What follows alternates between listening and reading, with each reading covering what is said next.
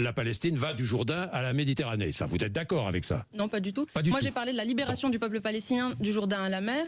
Et sur ça, je vous demande vraiment de me laisser dérouler parce que c'est un point central de mon engagement.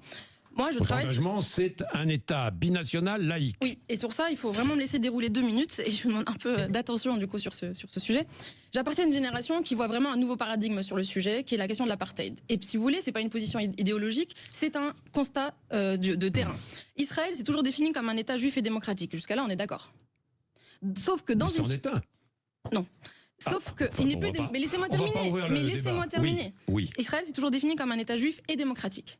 Sauf que dans une situation d'occupation et de colonisation qui dure depuis des décennies et d'annexion in fine de territoires palestiniens, Israël se retrouve lui-même confronté à devoir faire un choix entre soit ça reste un État démocratique, mais en incluant donc les populations palestiniennes, et dans ce cas-là, il ne peut plus être exclusivement juif, soit c'est un État qui reste exclusivement juif, mais il ne peut plus être démocratique. Et depuis la loi État-nation de 2018, il y a un certain nombre de rapports qui tendent à conclure que Israël s'enferme effectivement dans une logique d'État d'apartheid, c'est-à-dire on veut les territoires palestiniens avec les Palestiniens, mais on ne veut pas leur reconnaître des droits équivalents à ceux des Israéliens.